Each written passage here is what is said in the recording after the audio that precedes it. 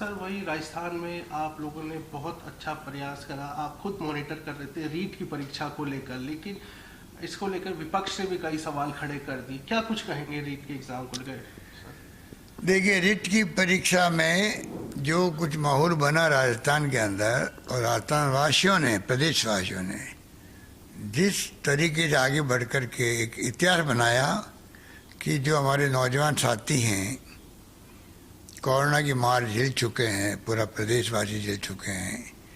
Corona के वक्त में भी आप देखा होगा कोई भूखा नहीं सोए, हमने कहा था, तो लोगों ने, एनजीओ ने, एक्टिविस्ट ने, धर्मगुरुओं ने, सभी पार्टियों लोगों ने मिलकर कोई कमी नहीं की सेवा करने के लिए। हमने अप्रिशिएट किया सबको। अभी भी हमने आह्वान किया कि बार बार बीजेपी का राज हो चाहे कांग्रेस राज हो, पेपर आउट होने की खबरें आती रहती है। हमने इस बार कड़ाई बरती ज़्यादा ही, हम बर्खास्त कर देंगे नौकरी से, स्कूलों की मान्यता समाप्त कर देंगे, कार्रवाई करेंगे। और साथ में क्योंकि करीब 15, 16, 17 लाख छात्र और नौजवान बेरोजगार थे, उनके लिए आह्वान किया कि कहाँ तो रुकेंगे, एक दिन पहले जाना पड़ता है, कहाँ रुकेंगे, कहाँ खाना खाएंगे। आह्वान करने मात्र से पब्लिक ने, एनजीओ ने, एक्टिविस्ट ने, जनप्रतिनिधियों ने पलक पावड़े बिछा दिए उनके लिए, चाहे वो यूपी के आए हों, चाहे मध्य प्रदेश के आए हों, चाहे और किसी राज्य के लोग आए हों।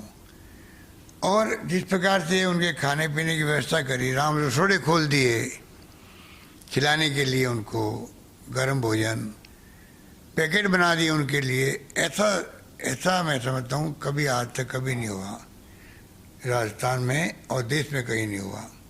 ये नई परंपरा एक प्रकार से राजस्थान की जो महान परंपरा रही है उसी का एक रूप था ये, जो देखने को मिला।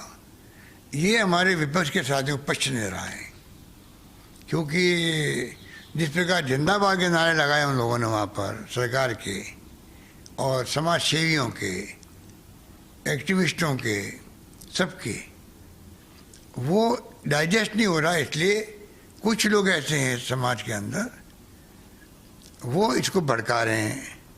दूसरा क्या है कि नौकरी लगेगी 33,000, तो बहुत बड़ी एक मैं समझता हूँ कि बड़ी संख्या में हमने एक अवसर दिया। उनको लगता है कि ये 33,000 नौकरी लगेगी तो बाकी को लगेगी नहीं, तो भड़काने में आसानी हो जाती है। अच्छा, आजकल पेपर ऐसे आते हैं वो है हमारी सीट से, उसी वक्त बच्चे को मालूम पड़ जाता है, बेरोजगार को, कि भाई मैं पास होऊंगा या फेल होऊंगा।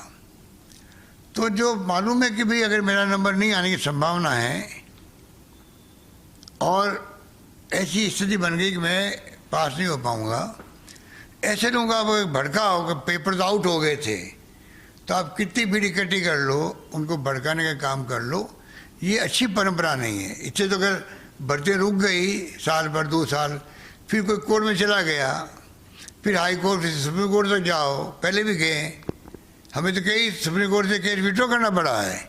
तो ये अगर परंपरा रही तो मैं समझता हूँ कि आगे बढ़ते कैसे होगी। तो ये विपक्ष को समझना चाहिए कि ऐसी गलती नहीं करे, कि उनके शासन के अंदर भी, जब भारतीय जनता पार्टी का शासन था तब भी पेपर आउट कई बार हुए हैं। हमने तो बहुत बड़ी अच्छे ढंग से मैनेज किया पूरे इस प्रोसेस को। तो ये जो कुछ वो लोग हो गए, कुछ लोग ऐसे लोग हो गए नेता लोग बनने के लिए, नेता बने हुए हैं, वो कई अफवाहें चला रहे हैं। सच्चाई लाओ सामने, हमारे सामने लाओ, सच्चाई एसओजी को दो।